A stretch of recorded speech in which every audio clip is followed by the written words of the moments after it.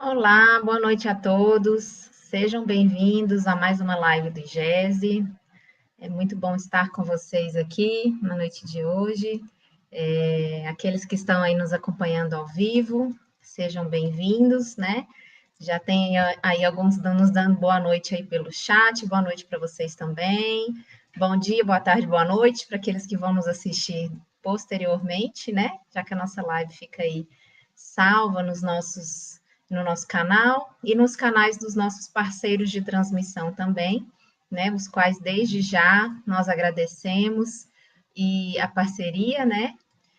Da Rede Amigo Espírita, Web Rádio Fraternidade, TV7, TV Secal, Rede Amigo Espírita, e já falei, né? E Rádio Portal da Luz. Então, meus irmãos, sejam todos muito bem-vindos, né? A mais uma live aqui do domingo à noite, nosso bate-papo. E hoje nós vamos falar sobre o poder da fé. O nosso convidado da noite de hoje é o nosso irmão Otacílio Rangel.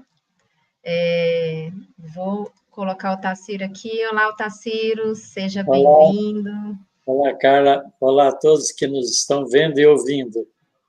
Muito bom tê-lo aqui conosco mais uma vez. Antes da gente começar e de eu te apresentar direitinho, vamos fazer uma prece para a gente harmonizar, iniciar aqui, Otacílio? Isso. Então tá. Vamos lá, convido a todos aí que estão nos assistindo, vamos fechar os olhos.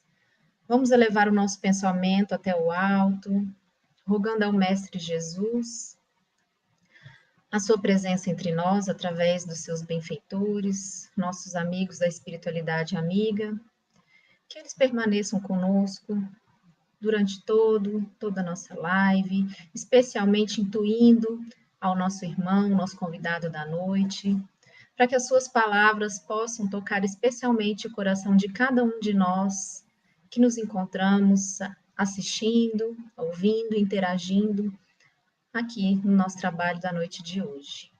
Nós rogamos as suas bênçãos, Senhor, e agradecemos por mais essa oportunidade. Que assim seja. Bom, então, na noite de hoje, né, como eu já adiantei aqui, nós temos o nosso irmão Otacílio Rangel. O Otacílio está falando conosco lá de São Carlos, em São Paulo, né? A gente aqui do IGES, Instituto Goiano de Estudos Espíritas, eu estou em Goiânia, o Otacílio está lá em São Carlos, então essa é uma das maravilhas da internet, né? Da gente poder ouvir e nos encontrarmos assim mesmo à distância. O nosso irmão Otacílio, gente, como eu falei, lá de São Carlos, ele é trabalhador da Sociedade Espírita Obreiros do Bem, lá em São Carlos, e também da Associação Espírito Consolador, em Araraquara, lá em São Paulo também. Além disso, né, professor de física aposentado, atuante no Instituto de Física, né, lá em São Carlos.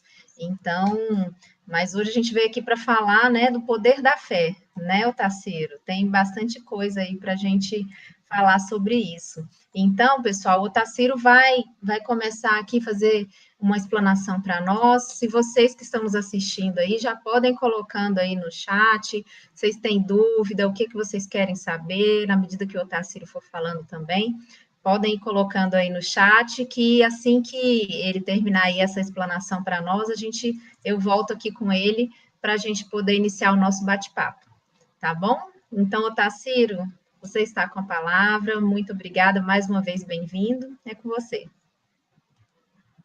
Obrigado, Carla. Boa noite a todos. É com muita alegria que nós estamos aqui junto de vocês, aproveitando esse mecanismo tão maravilhoso que é poder viajar através das ondas eletromagnéticas que carregam as informações não só do nosso som, como também da nossa imagem. Todos chamam isso de encontro virtual.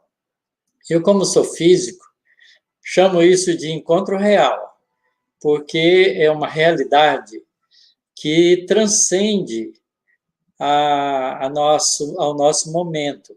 Porque no mundo espiritual é muito comum esses encontros à distância através das ondas mentais que a gente aprende na literatura espírita.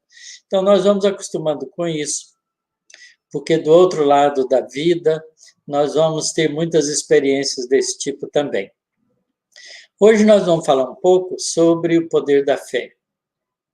Esse tema está bem tratado no capítulo 19 do Evangelho segundo o Espiritismo, onde Kardec alinha várias informações do Evangelho de Jesus e faz uma série de comentários muito pertinentes e inteligentes a respeito.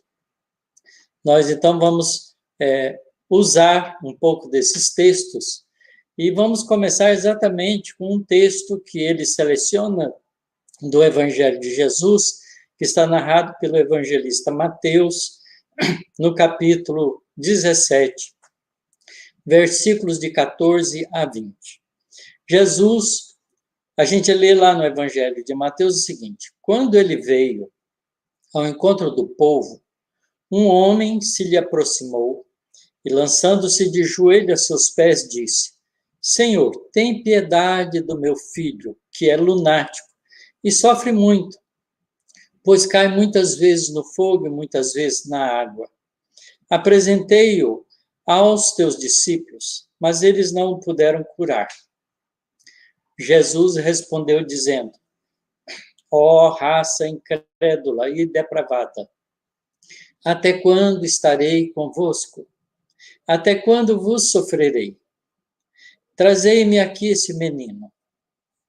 E tendo Jesus ameaçado o demônio, este saiu do menino, que no mesmo instante ficou são. É interessante essa primeira parte da lição trazida por Mateus, né, de uma atividade de Jesus, onde Jesus aqui faz um confronto com um garoto que era envolvido pelas forças espirituais negativas, com um adversário espiritual, tipicamente dos processos obsessivos que nós encontramos até hoje. E Jesus, então, se dirige ao discípulo, ao espírito, e o convoca a deixar o garoto em paz. E o garoto, então, fica bom.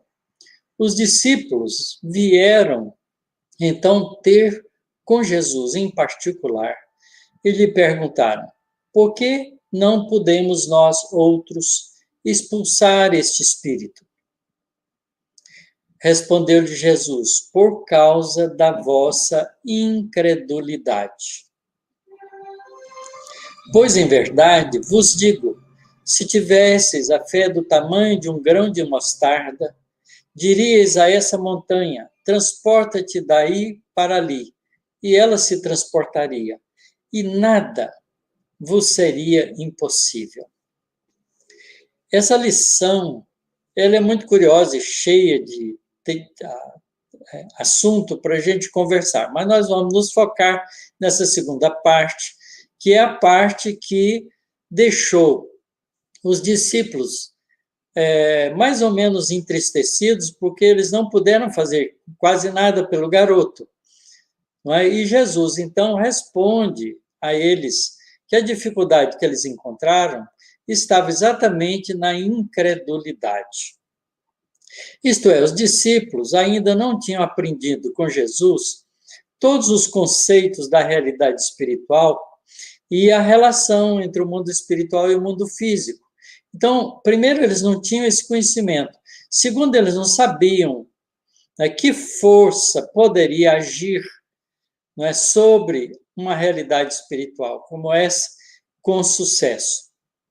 Então, Jesus explica para eles, né, que a incredulidade precisa ser vencida, porque, em verdade, se tivesseis fé do tamanho de um grão de mostarda, diríeis a essa montanha: transporta-te daí para ali, e ela se transportaria e nada vos seria impossível.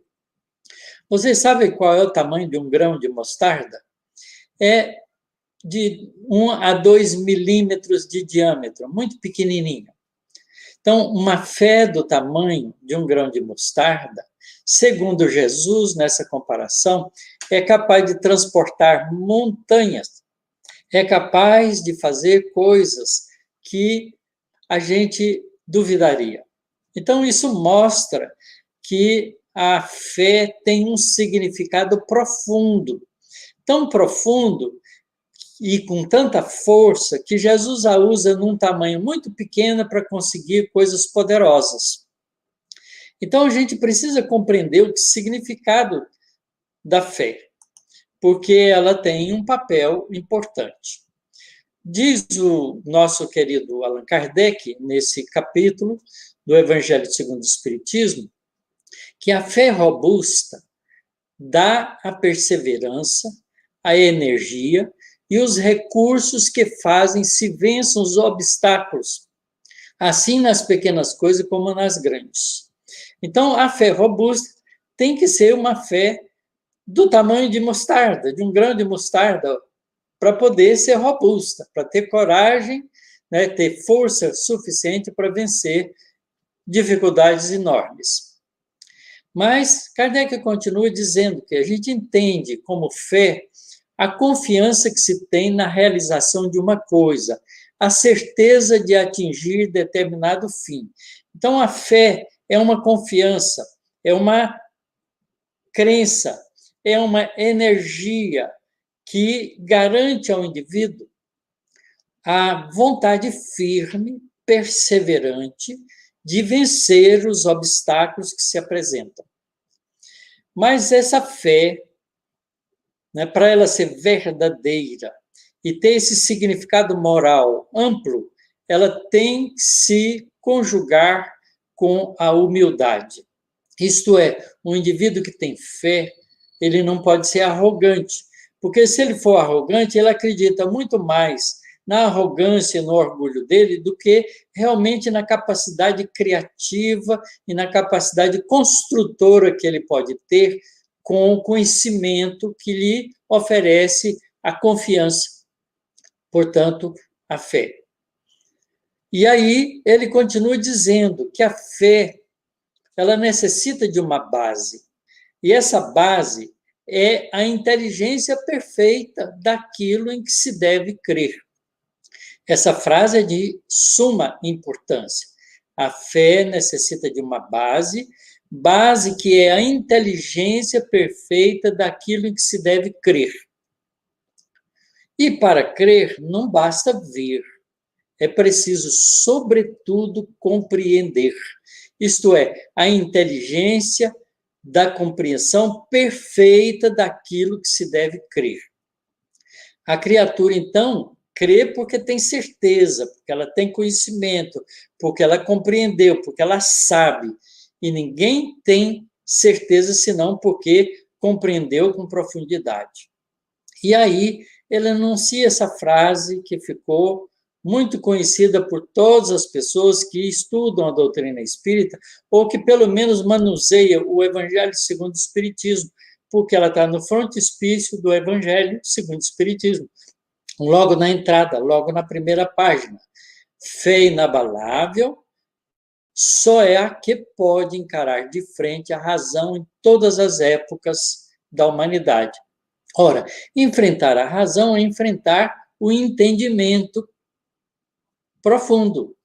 Então, vejam, a gente que estuda ciência, não é, estudando os fatos da natureza, a gente consegue devagarinho, através das pesquisas, das investigações, entender as leis físicas que estão por trás dos fenômenos que a gente está analisando.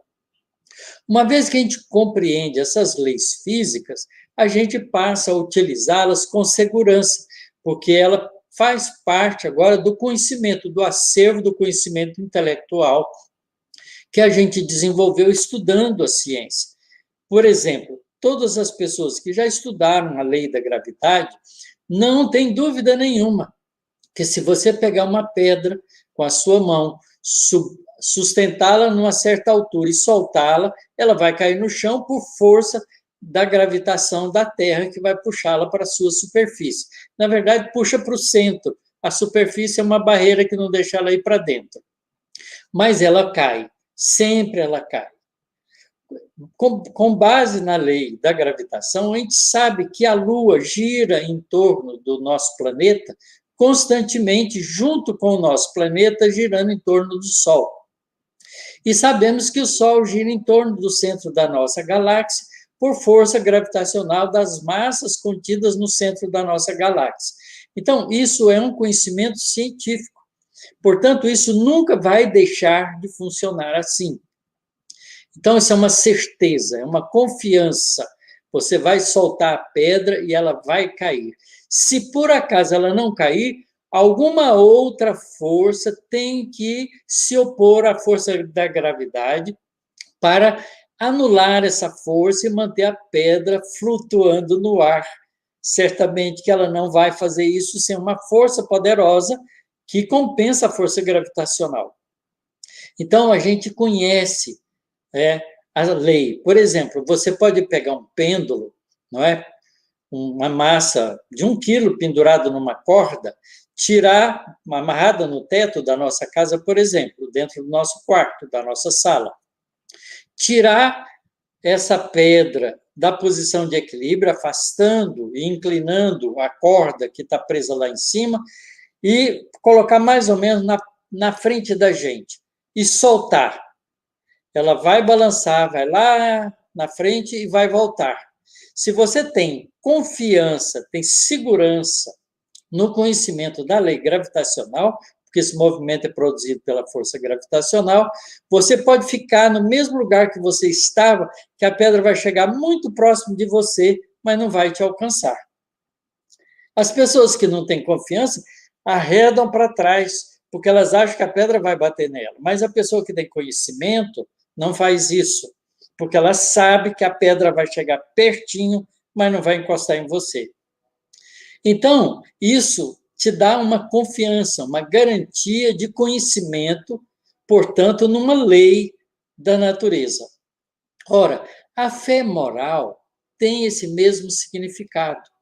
Mas para que a gente tenha uma fé moral com esse significado, a gente precisa conhecer as leis espirituais que nos governam e entender a inteligência suprema do universo como autor dessas leis imutáveis. Então, quando a gente faz isso, a gente tem certeza que essas leis funcionam. E por isso, quando alguém, por exemplo, nos fere, nós não precisamos cobrar, porque é uma lei de causa e efeito que vai funcionar naturalmente para cobrar daquele indivíduo que nos agrediu o ato dele. Nós não precisamos cobrar, porque isso a natureza vai fazer isso por si só, porque tem uma lei de causa e efeito que torna todas as pessoas responsáveis por aquilo que faz. Portanto, a gente não precisa ser vingativo. Olha só como a fé ou o conhecimento das leis espirituais nos ajuda a ter um comportamento diferente. Então, a criatura, para crer, ela precisa ter certeza. E para ter certeza, ela precisa compreender. Então, aí a fé fica inabalável, porque ela pode encarar de frente a razão, não é? O conhecimento, as leis espirituais que nos governam em qualquer época da humanidade. É diferente da fé religiosa que nós temos alimentado desde muito tempo, que a gente acredita em dogmas, em enunciados convencionais religiosos, que a gente nunca tem certeza deles. Portanto, na hora que a gente precisar, como a gente não tem certeza daquele dogma, a gente duvida e, duvidando, a gente perde a fé. Então, veja como é importante que a gente compreenda as leis espirituais para ter uma fé inabalável. E aí, nesse sentido, a fé ganha poder. E ganhando poder, ela, do tamanho de um grão de mostarda, poderá fazer coisas impressionantes, como sugere Jesus. Mas Jesus tem uma outra parábola, que é a parábola da figueira que secou, que ele também chama a atenção para a fé. Jesus, tomando a palavra, lhes disse aos seus discípulos que o acompanharam quando ele procura figos em uma figueira, não sendo tempo, ele amaldiçoa a figueira. No dia seguinte, a figueira está seca. Então, os discípulos observam aquilo e falam: olha, Senhor, a figueira que amaldiçoaste está seca. E Jesus, então, toma a palavra e diz a eles: tende fé em Deus. Digo-vos em verdade que aquele que disser a essa montanha, tira-te daí, lança-te ao mar, mas sem hesitar no seu coração, crente, ao contrário, firmemente, de que tudo que houver dito acontecerá, verá então com efeito que acontece. Olha como essa frase de Jesus é contundente. É muito importante, tá certo? Digo-vos em verdade que aquele que disser a essa montanha, tira-te daí, lança-te ao mar, mas sem hesitar no seu coração, crente, ao contrário, firmemente, de que tudo que houver dito acontecerá, verá que com efeito acontece. Então, é muito importante entender também que a fé não é só uma ação intelectual, é também um estado psicoemocional, é um estado de confiar, de ter certeza, de sentir dentro de si mesmo. No homem, então, a fé é o sentimento inato de seus destinos futuros, ou, se não for inato, é de conhecimento adquirido. Porque quando é inato, é porque você adquiriu antes. É a consciência que ele tem das faculdades imensas depositadas em germe no seu íntimo, a princípio em estado latente, e que ele cumpre fazer que desabrochem e cresçam pela ação de sua vontade. Portanto, a fé é desenvolvível. A gente desenvolve a nossa fé à medida que a gente vai ganhando conhecimento e passando a incorporar esse conhecimento nos nossos atos cotidianos, transformando-os em estado de sentimento. E aí isso vai ganhando força dentro da gente. Por isso, a gente encontra na gente, no estágio que a gente está, duas fés: a fé humana e a fé divina. A fé humana, não é? É a crença ou a confiança que a gente tem nas nossas próprias forças para realizar as coisas. Então, é preciso que a gente tenha autoconfiança, que a gente precisa saber avaliar em nós mesmos o que a gente é capaz, o que a gente não é capaz. Então, fazer o exercício do conhece a ti mesmo. Porque fazendo esse esforço, você vai saber a sua medida de competência para a realização das coisas. E não vai se aventurar a fazer uma coisa que você não sente ainda força para fazer. Mas vai fazer todas aquelas que você já se sente seguro para fazer. E vai tentar fazer as outras que você não tem para aprender a se desenvolver no conhecimento mais aprofundado.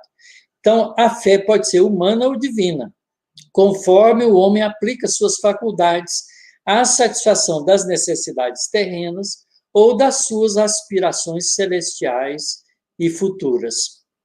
Então, a gente vê com isso, não é? Claro que o Evangelho segundo o Espiritismo, entre mais detalhes a respeito desse tema, mas nós vamos ficar por aqui, porque essas coisas já são essenciais para a gente pensar junto. E para a gente poder fazer um diálogo natural entre esse tema e aqueles que quiserem perguntar, fiquem à vontade para que nós possamos dialogar nessa roda de conversa que é tão agradável de ter participantes. Muito bom, Tarsilo. Fez aí nossa, não sei nem resumão aí, né, do capítulo 19 aí para nós, assim, explorando as principais colocações ali, né? Então, aí você falou ali para a gente no começo, né, a questão da crença mesmo. Fé. Então, fé, Otacílio, o que é fé? Fé é acreditar? Fé, o que a gente poderia dizer assim, né? Como um conceito de fé. Isso. A fé tem dois componentes que participam dela. É o conhecimento com entendimento e, na experiência de usar o conhecimento com entendimento, desenvolver o sentimento de confiança naquilo que você sabe. Então, a fé não é um puro conhecimento, propriamente. Quer dizer, você aprende as leis espirituais, por exemplo, se você estudar o Livro dos Espíritos, na parte 3, tem todos enunciado ali por Kardec e discutido pelos espíritos, as leis fundamentais, as leis morais. Você lendo, estudando aquilo, você aprende aquilo. Agora você pode se perguntar, será que eu já tenho fé? Será que eu confio no conhecimento que eu tenho dessas leis? Aí você vai para a ação, porque é a ação que vai desenvolver em você a segurança do sentimento daquilo que você sabe. Isso vale para todas as coisas, Carla. Você, por exemplo, vai estudar uma profissão, não é? Você vai estudar engenharia, por exemplo. Você faz uma universidade, estuda todas as disciplinas que a engenharia exige, você faz todas as provas, passa, recebe seu diploma. Agora você vai ser engenheiro. Você vai ser, de início, um engenheiro inseguro, que não tem ainda confiança em você, porque você ainda não sabe se você compreendeu com perfeição tudo aquilo que você estudou e se você sabe colocar aquilo em prática. Então, você começa a colocar em prática. E, na prática, você vai testando o seu conhecimento. E, testando o seu conhecimento, você vai ganhando segurança e autoconfiança. A partir de um certo ponto, você se torna um engenheiro confiante de si próprio. Então, a fé passa por essa experiência igualmente. Tá certo, muito bom. Bom, pessoal, tem bastante gente aí nos acompanhando, pessoal de Goiânia, tem uma pessoa lá de Araraquara, ô Taciro, a Tatiana de Araraquara, dando boa noite, de Goiânia, tem gente do Rio de Janeiro, tem gente da Bahia aí, então sejam bem-vindos. Coloquem aí para nós no chat as suas perguntas, seus comentários aí sobre o nosso tema da noite de hoje, poder da fé, enquanto a gente vai continuando aqui o nosso bate-papo. E a gente tem aqui, Otacílio, a pergunta do nosso irmão Daniel Rosa de Assis, que está sempre aí conosco. Daniel, boa noite. Ele diz: professor Otacílio, até que ponto a fé raciocinada com maior confiança na bondade de Deus por nós, que já trazemos de outra encarnação, traz mais convicção do que a fé intelectual aprendida nessa vida? Como nós dissemos, a fé, Daniel, ela é composta de dois componentes, que é o componente do conhecimento e o componente sentimental, do sentimento desenvolvido em função daquele conhecimento. Quer dizer, quando você aprende qualquer habilidade e você desenvolve essa habilidade dentro de você de maneira tal que você ganha segurança naquilo, não é? Aquilo faz parte agora do seu estado psicoemocional.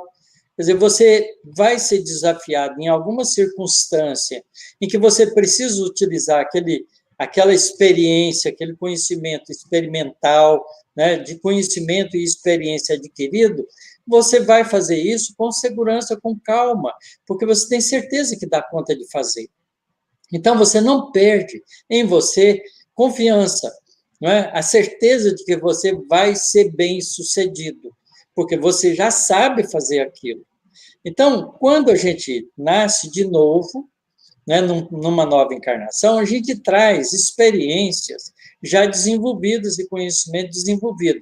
Por isso que cada um de nós tem um estágio diferente de fé, porque uns desenvolveram mais do que outros, né? Uns tiveram mais conhecimento do que outros, não é? E aí a gente, com isso, vai demonstrando essa possibilidade na medida em que vai agindo no cotidiano da vida. Mas, obviamente, que o estudo continuado vai nos refrescando as nossas ideias e vai garantindo para a gente a certeza firme, absoluta, naquilo que a gente conhece. Não é? Então, por exemplo, se você aprendeu a fazer um pão, vamos dar um exemplo simples, né? Você pega aí uma receita e faz o pão e não dá muito certo. Eu já tive essa experiência, porque já tentei fazer pão na minha casa e passei por essas experiências de fazer 4, 5 vezes, não dá certo. Até que você vai pegando os detalhes e começa a funcionar. E aí, a partir daí, você já sabe como fazer para dar certo. Então, você adquiriu não só a experiência, mas também esses pequenos truques que estão no nosso sentimento de fazer da maneira adequada para funcionar direitinho. Então, é claro que isso é evolutível na gente. Então, das experiências que a gente traz de vidas passadas, a gente continua desenvolvendo-as com o nosso estudo e com a nossa aplicação dos estudos que a gente vai adquirindo nessa vida também. Então, a fé vai evoluindo na gente, porque, vejam só, a confiança nossa em Deus é frágil. Nós acreditamos em Deus, mas a nossa experienciação com a intimidade divina ainda é pequena. Então, na hora da dificuldade, na hora do sofrimento, a gente começa a tremer nas bases e perguntar a si próprio se vai dar conta de vencer aquilo. Não é? Porque nós não temos ainda a certeza absoluta dentro de nós, essa confiança absoluta em Deus, como a gente devia ter. A gente sabe que a gente é espírito imortal. Por que a gente tem medo de morrer, então? Não é? Não devia ter medo de morrer, porque a gente sabe que é espírito imortal. A morte não existe para o espírito, existe para o corpo. Mas entrar no corpo e sair do corpo é uma experiência da natureza. A gente já fez isso milhares de vezes. Por que a gente continua tendo medo da morte? Porque a gente ainda não tem certeza absoluta da realidade espiritual. A gente ainda não desenvolveu dentro de nós essa certeza inabalável. Por que Paulo, o apóstolo, muda de comportamento de uma maneira rápida? Porque ele teve uma prova indelével da existência do mundo espiritual quando Jesus aparece para ele. Foi tão contundente a experiência que ele, não, a partir daí, não teve direito de ter dúvida, porque ele compreendeu. Ele não só viu Jesus, como compreendeu. Tanto compreendeu, porque ele tinha conhecimentos, tanto compreendeu que ele não se autopune. Ele se rende e diz: Senhor, que queres que eu faça? Se submete, porque tem certeza, e passa a fazer o esforço de implantar nele o hábito da confiança no mundo espiritual. E a gente estuda isso, quando a gente lê o livro Paulo Estevam, a gente vê o desenvolvimento dele, que não é de repente, não é? É uma conquista a cada dia, a cada ano, a cada luta, a cada dificuldade. Então, é assim que funciona, Daniel. A gente aproveita as experiências do passado e constrói em cima delas novas experiências de enriquecimento. Muito bom. Sobre isso que você falou, a nossa companheira aqui que está assistindo, Irandete Dias Coelho, diz: Irmão Otacílio, boa noite. Para mim, fé é a certeza que se tem daquilo que plasmamos e, mediante nossos esforços, vai aumentando. Portanto, é uma conquista. Está perfeito, é isso mesmo. Muito bom. Mas então, Otacílio, por que para algumas pessoas parece que é tão fácil ter fé? Você disse a questão evolutiva, mas tem algumas pessoas que parece que tem todas as provas ali à sua mão, né, disponíveis, mas tem muita dificuldade, muita dificuldade. A gente passa assim, a gente vê, tem gente que de repente, né, é como se fosse Paulo, né, realmente ali na obra, né, que tem uma revelação e passa a crer, tem aquela certeza, realmente confia, mas tem gente que parece que o negócio está ali na cara e a pessoa não acredita. Como é que é isso, Otacílio? É porque isso tem que tocar o entendimento da pessoa. Quando você lê uma frase, qualquer que seja ela, a primeira pergunta que você tem que fazer é se você entendeu o que a frase está querendo dizer. Nós somos acostumados a ler frases sem pensar no significado delas, porque a gente lê rápido. Quanto tempo a gente gasta para ler um livro? Muito rápido, né? A gente às vezes gasta aí um livro de 200 páginas, a gente gasta aí uns 4, 5, 6 dias, se a gente pegar todo dia para ler. Não é? Mas aí você pergunta, o que você aprendeu do livro? Tá certo? Porque nós lemos rápido. Quando a gente lê devagar, pensando no significado, a gente está fazendo uma leitura com entendimento. Obviamente, como você está fazendo uma leitura com entendimento, você está elaborando psiquicamente analogias internas, sentimentos internos, que vão associando com aquela ideia que você está meditando, pensando, tentando entendê-la. E aí ela, então, fixa em você como um aprendizado. E isso se torna um aprendizado com compreensão. Ler com compreensão não é uma coisa tão simples. Então, nós temos, muitas vezes, dificuldade de compreender. Acontece que, muitas vezes, a pessoa está quase pronto para entender uma coisa, e acontece um determinado fenômeno que é desperta para aquilo. Então, ela ganha, naquela experiência, não é? Um estado de autoconfiança a mais. E aí, ela parece que ela acreditou fácil, mas ela não acreditou fácil. A gente não conhece todo o trabalho que foi sendo elaborado até chegar àquele momento. Então, tudo é elaboração através do esforço pessoal, através da experiência continuada, através da busca que nós fazemos com compreensão. Por isso é que essa frase de Kardec, ela tem significado, não é, profundo. Fé, não é, verdadeira é aquela que enfrenta a razão, isto é, que você já pensou tudo aquilo que devia ter pensado a respeito e concluiu com segurança, não é, que aquilo é uma realidade. Então, não há como duvidar. Você tem certeza que, se você pegar o seu dedo e enfiar na tomada elétrica, vai tomar um choque. Tá certo? Isso é uma certeza. A criança, quando está aprendendo, ela não tem certeza disso. A mãe fala, não põe o dedo aí que vai te dar choque. Ela vai com o dedinho. E se você deixar, ela só vai aprender com a experiência do choque. Quando ela tomar um choque, ela vai saber. Então, ela não põe mais o dedinho. Isso é uma conquista de aprendizado. Tá certo? Então, a confiança na realidade espiritual é também uma conquista que se faz dessa maneira. Não é? E à medida que a gente vai aprendendo o significado profundo das leis espirituais que nos governam, que são leis sábias, porque Deus é inteligência suprema não comete erros, portanto, tudo está certo. Tudo que ele criou, tudo que ele cria, está absolutamente correto. O nosso entendimento é que tem que se aproximar desse entendimento. Então, nosso esforço é caminhar nessa direção. Com isso, a gente faz a nossa fé crescer, faz a nossa confiança crescer.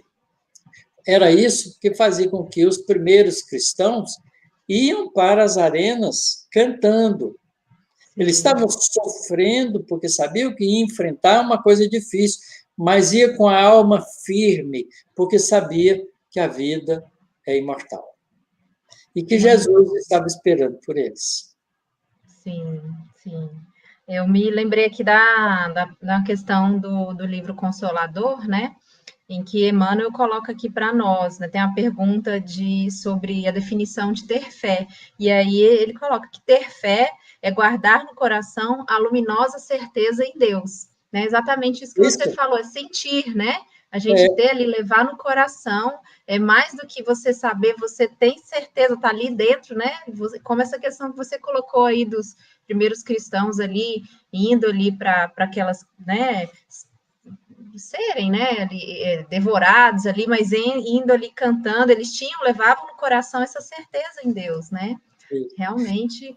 E essa certeza em Deus, Carla, passa pelo entendimento que nós temos de Deus. Porque às vezes a pessoa fala assim, eu não penso em Deus porque eu não consigo entender. Está errado, isso não é uma posição correta. A gente tem que buscar compreensão sobre Deus, como Deus nosso Criador. Tem que buscar melhorar o nosso pensamento sobre Deus. O pensamento que nós temos sobre Deus está muito viciado com as religiões antigas, que transformou Deus num sábio, ou melhor, num soberano cheio de caprichos. E colocamos em Deus as propriedades e os defeitos do ser humano. Nós fizemos Deus a nossa imagem e semelhança. Agora nós temos que fazer a nossa imagem à semelhança de Deus. E é isso que Kardec propõe na pergunta primeira do Livro dos Espíritos. Ele pergunta que é Deus, ele não pergunta quem. Porque quando você pergunta quem, você já fez um modelo. Deus é um homem. Quem a gente usa para pessoa. Mas quando você fala que, pode ser qualquer coisa. Tá certo? E os espíritos respondem sabiamente, de maneira curta, sintética, mas completa. Deus é inteligência suprema. Ora, o que é inteligência? Não é? A gente não sabe o que é inteligência, então a gente não compreende Deus. Então ele começa a estudar para entender o que é inteligência. E começa a descobrir que a inteligência é um atributo que nós temos. Essa é a imagem que nós fomos criados de Deus. Deus é inteligência suprema e nós somos inteligências desenvolvíveis.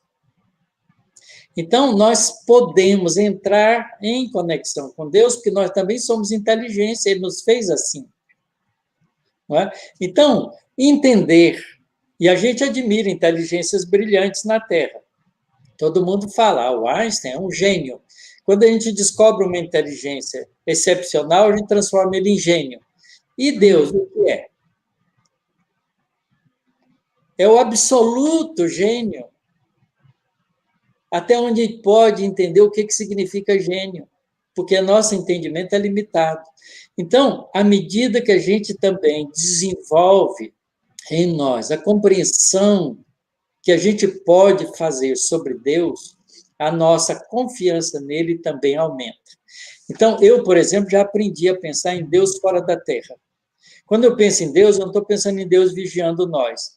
Eu lembro do universo, lembro da nossa galáxia, que tem da ordem de quase 200 bilhões de estrelas.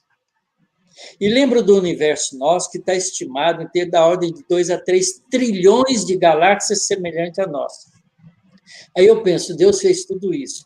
Aí a minha ideia de Deus passou a não ser pequena.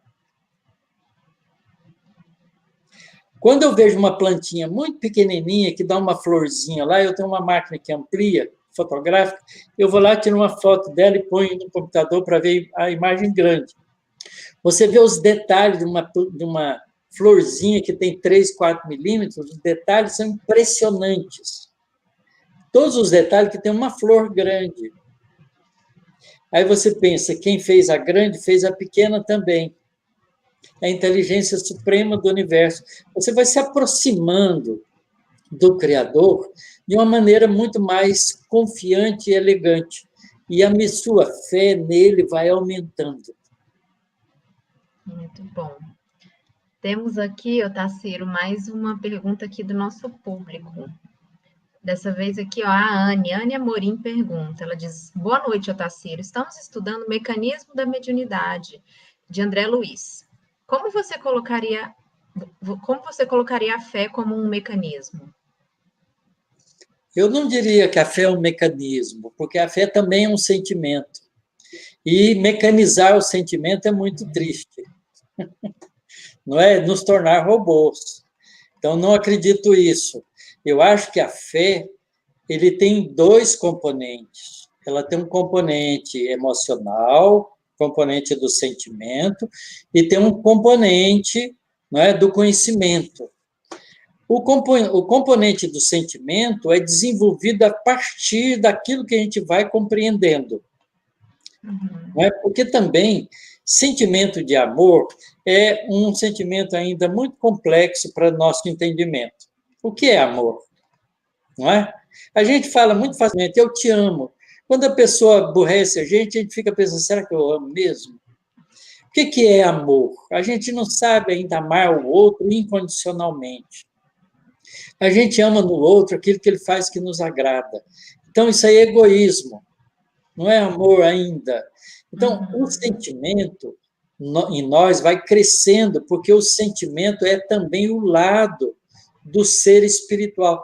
O ser espiritual, ele tem 2 lados. Ele tem um lado da inteligência e tem um lado do sentimento. São 2 asas, né? Como a ave, para voar, precisa dessas 2 asas desenvolvidas em equilíbrio. Uma maior que a outra não permite a ave voar. Então, nós temos que desenvolver as 2 juntas. E todos os conceitos de conhecimento em nós passa por essa experiência da certeza sentimental, porque a gente já viu acontecer muitas vezes e gravou aquilo indelevelmente no nosso coração. Por isso que Jesus diz, quando você sente, né, que tem fé no seu coração.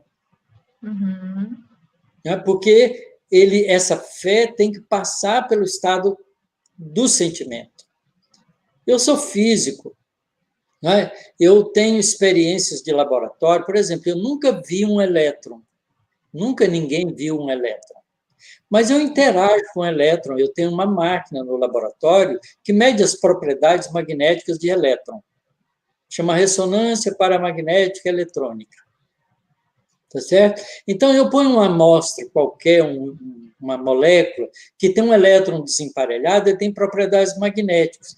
Eu ponho ele na minha máquina e meço as propriedades dele. Eu sei que o elétron está lá. Uhum. Tá certo? E quando eu ligo a máquina, eu tenho certeza que eu vou ver sinal. Porque o elétron está lá. Tá certo? Então, essa certeza é um sentimento garantido, acumulado pela experiência. Então, as duas coisas são importantes.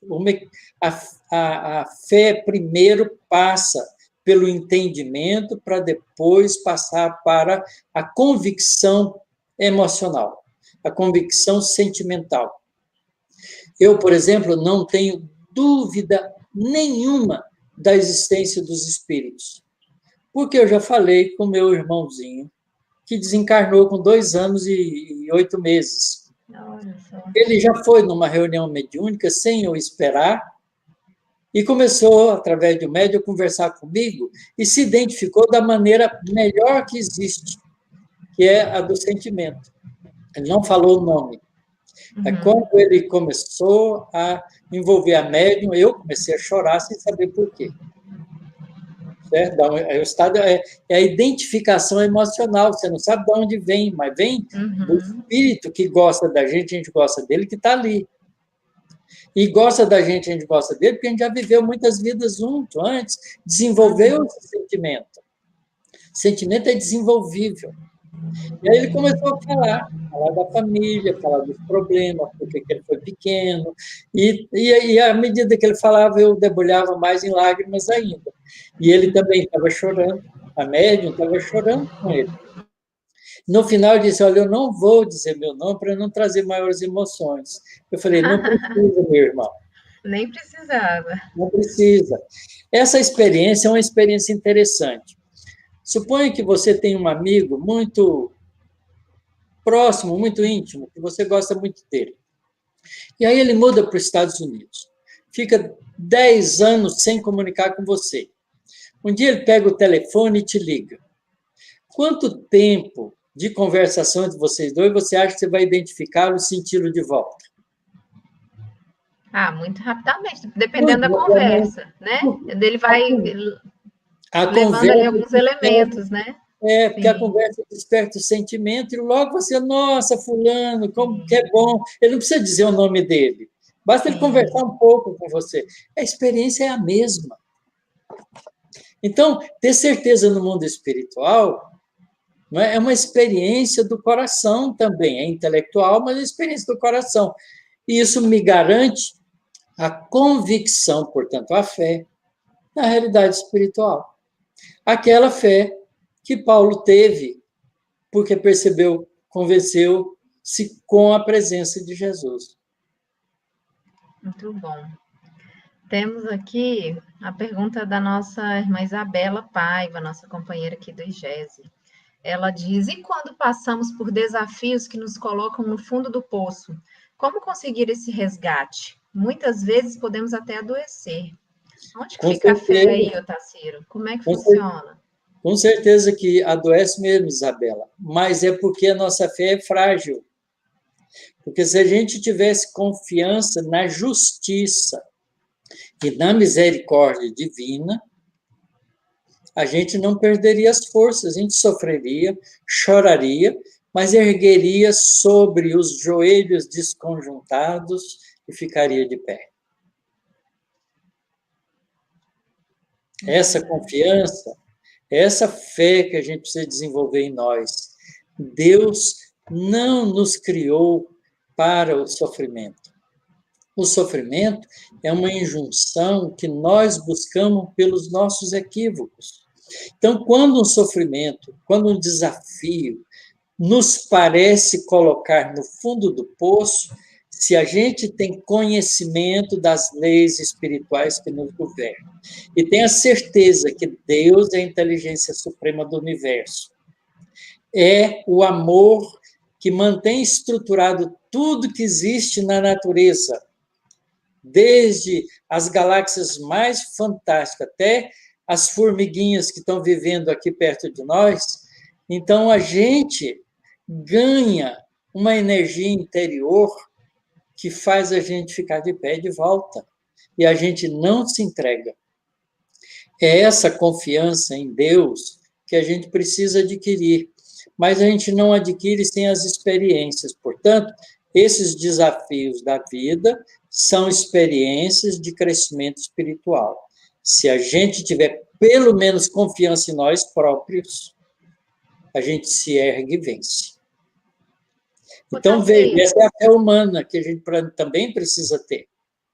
Confiança em si próprio. Não achar que é vítima. Se você, no desafio em que está trazendo para você sofrimento, se você se colocar como vítima, você está dizendo que Deus é injusto. Então, você não tem confiança nele.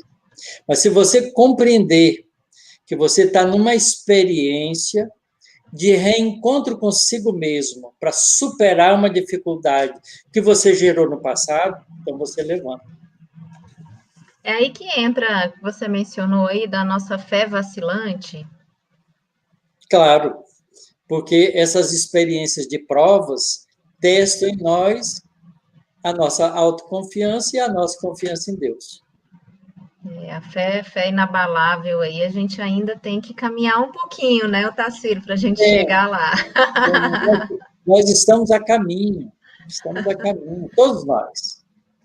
E nisso aí faz parte, né, a gente cair, errar, a gente questionar, né, até porque, assim, é fácil a gente manter a nossa fé, né, ali de espíritos imperfeitos que ainda somos, né, e quando está tudo bem. Mas aí, quando começam aí, como a Isabela colocou, né, vem as dificuldades, aí a gente tem que encarar, né, ver realmente o que é a nossa fé, se a gente realmente está ali levando Deus no coração, né, para poder enfrentar esses... Mas é na dificuldade que a gente mede isso dentro da gente. Porque se na facilidade está tudo bem. Aliás, a gente brinca, assim, tem um ditado português, né, que diz assim: quando tudo vai bem, tudo vai bem. A gente não é testado em coisa nenhuma, não é? Sim. Mas quando as coisas passam a aparecer para a gente como dificuldade, elas estão nos fazendo duas coisas. Primeiro, testando como é que a gente se coloca diante da dificuldade. Segundo, está medindo as nossas forças. Tá certo? Então, essa é a experiência de prova. Nós estamos no mundo de provas e expiações. Né? Quando a gente nasce com dificuldade, já com deficiências, a gente já está expiando coisas. A gente pode transformar todas as expiações da gente em provas. Tá certo? Mas não pode deixar a prova virar uma expiação. Sim. Tá certo? Então é preciso que a gente compreenda que tudo que nos chega, quando Jesus diz, Deus não põe cargas pesadas em ombros fracos. Se você está se sentindo com o ombro fraco, é porque você não tem confiança em Deus. Porque Ele não fez isso. Então é você que está perdendo as forças por comodismo, por não se esforçar na medida da sua capacidade. Então, é um desafio de autossuperação. É verdade.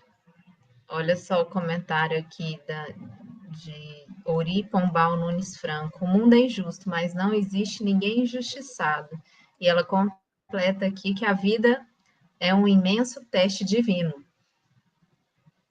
Eu não concordo muito, não. Penso um pouco diferente. Eu acho que Deus não nos testa. Nós nos testamos. Porque Deus conhece a gente integralmente. Deus é a consciência absoluta do universo. Ele sabe as criaturas que ele criou, sabe, tem conexão conosco e sabe como a gente vai indo. Então, ele tem conhecimento pleno de nós. Por isso é que Jesus disse que Deus não põe carga pesada em ombros fracos, porque cada um de nós está com a carga que nós mesmos colocamos nos nossos ombros. Sim. Porque Deus não permite que a carga que a gente coloca no nosso ombro seja maior do que a nossa força, porque isso é insensato, e Deus não é insensato. Sim. Não é? E falar que o nosso mundo é injusto também é uma visão terrena. O nosso mundo é injusto no momento, no estado de momentânea visão que a gente tem, porque tudo está correndo dentro de um princípio de evolução.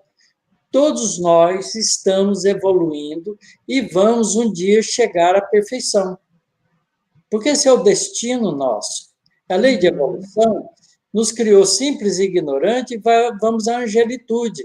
Mas nós não vamos à angelitude por graça e obra de Deus. Nós vamos pelo esforço de conquista de cada um de nós. Porque esse é o nosso trabalho. Porque isso tem que ser o nosso mérito.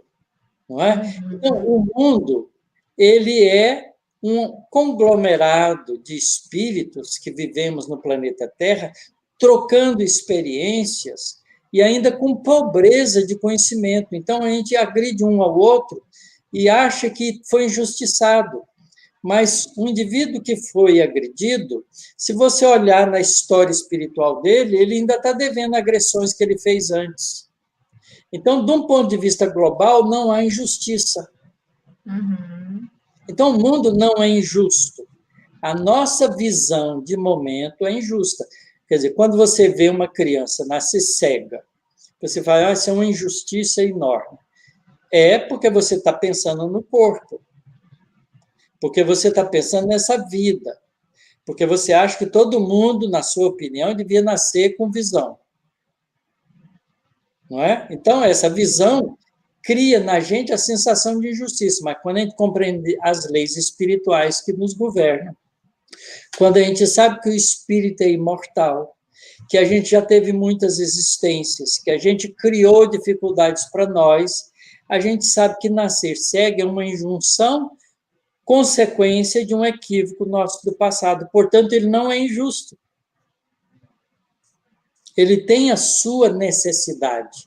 Nós mesmos pedimos aquilo para corrigirmos em nós um defeito, um erro, um equívoco que nós cometemos. Jesus diz, essa frase de Jesus é muito bonita também. Se tua mão ou teu olho for motivo de escândalo, arranca-o, joga longe de ti. É preferível entres na vida sem uma mão ou sem um olho do que perder a vida toda. Veja só que coisa interessante. Se tua mão ou teu olho for motivo de escândalo, como é que você sabe se foi ou não foi motivo de escândalo se você não viveu antes? Então, você só sabe disso porque já fez. E se você é inseguro e não tem coragem de enfrentar essa insegurança sua agora e vai nascer de novo, é preferível nascer sem o olho ou sem a mão, que vai ser instrumento do mal de novo, do que repetir o mal que você fez. Mas é desejável que você tenha coragem, força, confiança em si mesmo, nasça perfeito e transforme os olhos e as mãos em atos de benefício para as criaturas. Muito bom. Ó, ela colocou aqui, ó, durante a sua fala, verdade, a carga varia de acordo com as forças de cada um. E teve aqui também comentário da nossa irmã Rita Almeida. Ela disse que conhecia um Deus vingativo e que hoje conhece um Deus misericordioso, bondoso. É justamente isso que você falou, né? Deus não nos pune, Deus não nos castiga, né? Então, ele é realmente misericordioso, né? Justo. Porque esse é o mecanismo do entendimento da lei, Carla. Você pega uma pedra, joga para cima e fica debaixo, ela vai cair na sua cabeça. Foi castigo? Não, foi a ação da lei da gravidade e da sua imprudência de ficar debaixo. Jogar para cima e ficar debaixo. Tá certo? As leis morais são equivalentes. Se você fere alguém, você faz duas coisas. você fere a você mesmo, porque você se torna um indivíduo agressivo, você se mostra um indivíduo agressivo, e você fere o outro. Se o outro tiver conhecimento e coragem, ele te perdoa. Mas isso não te isenta do fato de você ter se ferido primeiro, porque se tornou agressivo.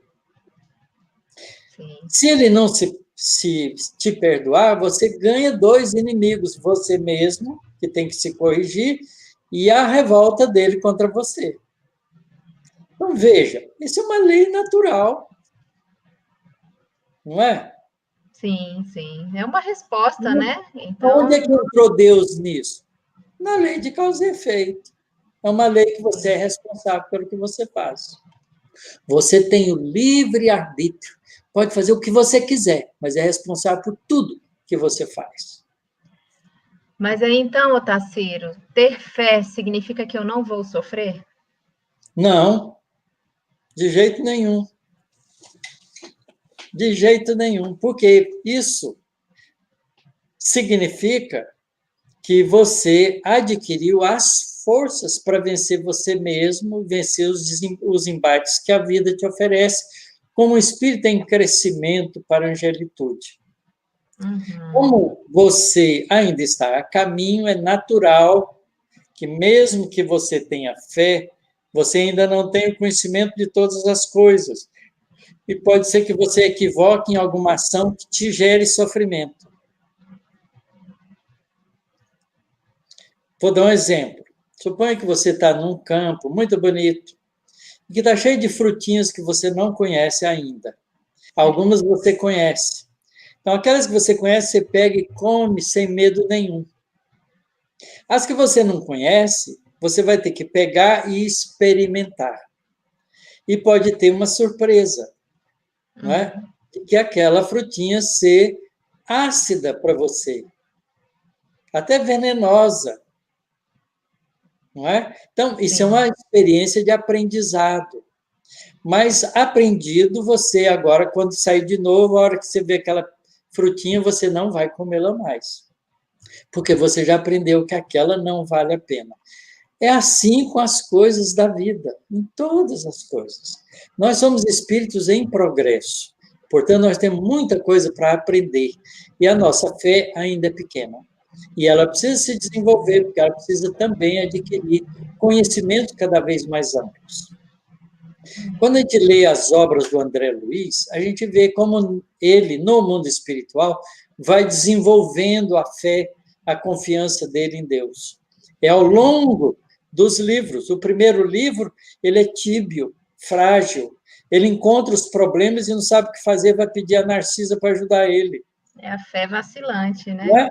Mas nos últimos livros, você vê ele tomando decisões e fazendo as coisas de maneira correta. É verdade. Olha só o comentário da nossa irmã Eunice de Assis aqui. Ela agradece pelos ensinamentos e diz que fé é um tema muito difícil, que é preciso ser orientada. É isso aí que você falou, né? É preciso a gente trabalhar, estudar, construir, desenvolver, né? A fé é uma construção, né, Otacílio? É, e a gente não pode dizer, Carla, que a gente tem fé para valer, porque só o teste que vai mostrar isso. Sim. Eu tenho estudado bastante esse tema, tenho estudado as leis espirituais que nos governam, tenho tido muita experiência em reuniões mediúnicas que me deu a confiança na realidade espiritual, porque um grupo mediúnico sério é o laboratório do mundo invisível, que vai criando convicção na gente, tá certo? A mesma coisa de você aprender química ou física, vai entrar no laboratório para fazer as experiências, para aprender as leis, certo? Então, o laboratório da doutrina espírita a reunião mediúnica séria. Então, a gente vai aprendendo com elas. Então, tem feito isso. E tem adquirido em mim uma confiança cada vez maior na realidade espiritual, não é uma confiança em Deus. Mas, se você me perguntar, mas você tem confiança em qualquer circunstância? Eu não sei ainda, porque há momentos de provas que a gente vai ter que se testar. E a gente tem as fragilidades da gente. Então, o melhor é a gente estar disponível para aprender todo o tempo. E quando a gente estiver se sentindo frágil, segura na mão de Deus. Tá certo? Ora, pede a Deus a força necessária para você vencer a si mesmo e vencer aquela dificuldade com dignidade espiritual. E você terá esses recursos porque Deus não nos deixa desamparados. É verdade. Olha só o comentário da nossa irmã Sandra Mara. Ela diz que é muito linda essa live sobre fé. Temos que perceber que não podemos gerar contradição, porque Deus é amor. E Ele não faria o sofrimento para nos injustiçar. Né? É o raciocínio certo. Uhum. Essa é a razão ajudando a gente a compreender a bondade divina. É verdade. E, Otacílio, você falou aí sobre a fé. A gente tem que ter a fé, ela deve ser calma ali só para a gente ou a gente deve demonstrar essa fé? Então, a fé tem que ser calma, tem que ser humilde, tem que ser pacífica, tem que ter todas as outras virtudes juntos, né? Na verdade, há um texto de um espírito no Evangelho segundo o Espiritismo que fala sobre a fé.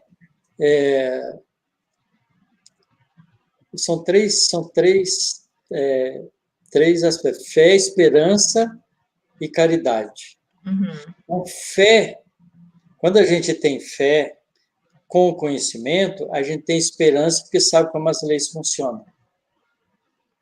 Tá certo? Sim. E como a gente sabe que as leis funcionam, sabe que quem fez as leis é um amor universal. Então, ele também pensa e adquire a capacidade de agir dessa maneira com os outros. Então, a gente vai ganhando a experiência do amor em ação, que a gente chama de caridade. Muito bom. Então, é bonita essa mensagem, eu Sim. convido a todos que estão nos ouvindo para depois lê-la no Evangelho segundo o Espiritismo, capítulo 19. Fé, esperança e caridade. Caridade, realmente é muito lindo. E para a gente aqui já se encaminhar para o final, a gente passou um pouquinho aqui do nosso tempo, mas é porque o papo está muito bom. Né? A gente, né, agradece aí o pessoal que está aí nos acompanhando. Eu queria ler aqui para nós a mensagem de Meimei, que foi psicografada por Chico Xavier, que diz: confia sempre. Né? A gente está falando aqui sobre a fé. Então ela diz: não percas a tua fé entre as sombras do mundo, ainda que teus pés estejam sangrando. Segue para a frente, erguendo-a por luz celeste, acima de ti mesmo. Crê e trabalha. Esforça-te no bem e espera com paciência. Tudo passa e tudo se renova na terra, mas o que vem do céu permanecerá. De todos os infelizes, os mais desditosos são os que perderam a confiança em Deus e em si mesmos. Porque o maior infortúnio é sofrer a privação da fé e prosseguir vivendo. Eleva, pois, o teu olhar e caminha. Luta e serve. Aprende e adianta-te. Brilha a alvorada além da noite. Hoje é possível que a tempestade te afanhe o coração e te atormente o ideal, aguilhoteando-te com aflição ou ameaçando-te com a morte. Não te esqueças, porém, de que amanhã será outro dia. Então é isso, sigamos, né, firmes, confiando sempre. E com essas palavras aí de Meimei, eu te convido, Taciro, para dizer aí para nós as suas considerações finais antes da gente encerrar, por favor. Eu queria agradecer, Carla, a você e ao Instituto Goiano de Estudos Espíritas por essa oportunidade. Agradecer a todas essas pessoas que tão gentis estão nos acompanhando e lembrar que nós estamos passando num momento em que nossa fé está sendo testada, né? Na nossa confiança na bondade divina. Nada do que está acontecendo está fora do planejamento espiritual que Jesus tem feito para a Terra. É claro que o planejamento que Jesus faz conta com a nossa contribuição ou com o nosso atrapalho. Quando nós atrapalhamos, nós dificultamos que esse planejamento se execute, ele demora um pouco mais. Mas quando nós nos engajamos nele para ajudar, ele vai mais depressa.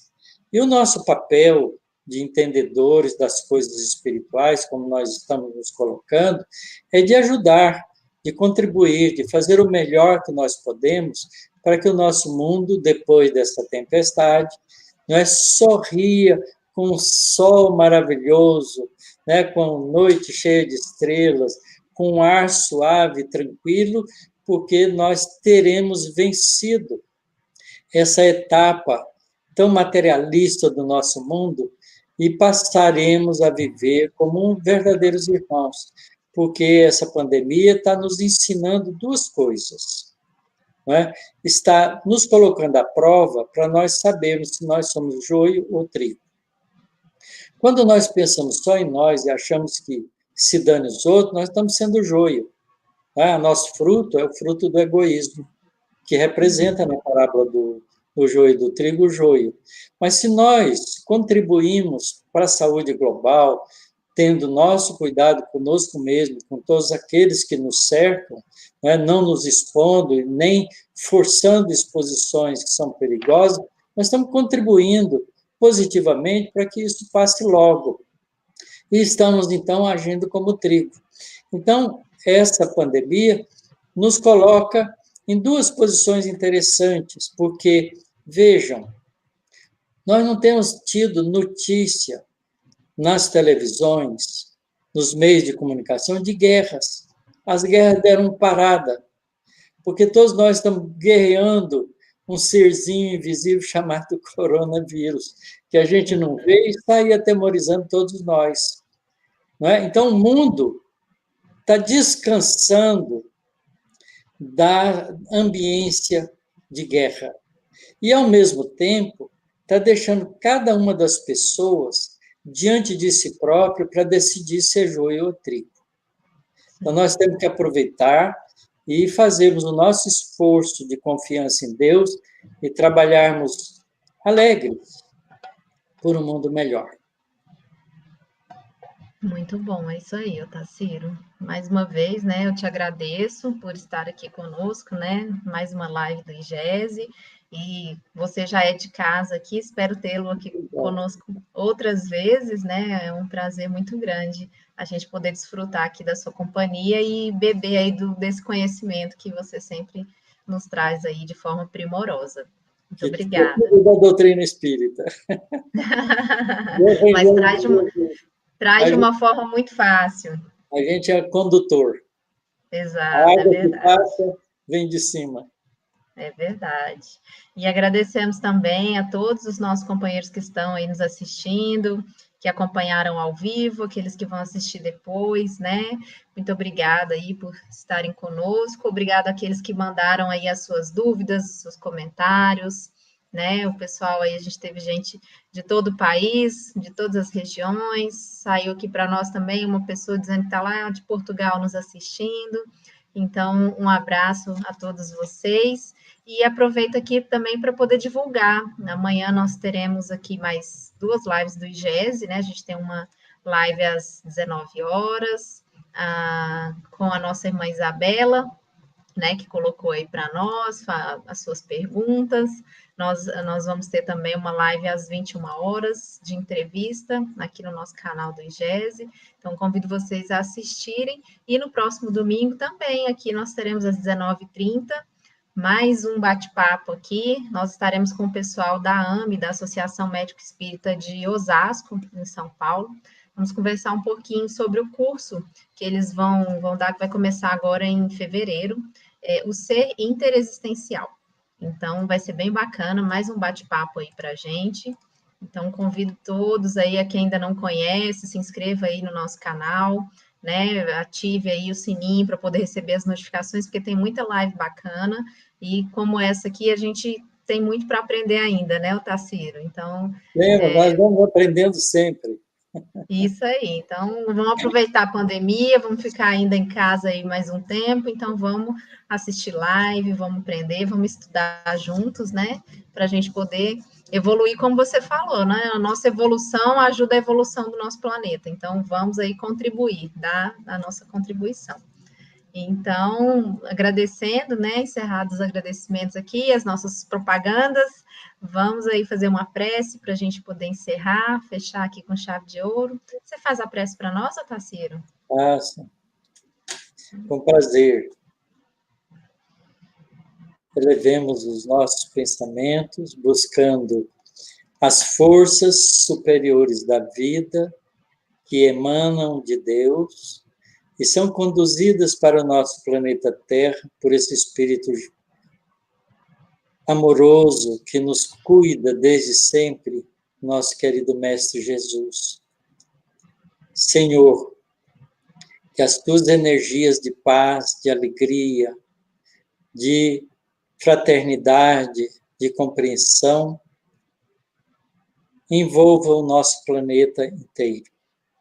Que todos nós, o pouco mais de 20 bilhões de espíritos que vivemos nesse planeta, encarnados e desencarnados, possamos sentir uns pelos outros o sentimento de fraternidade, de compreensão, de respeito.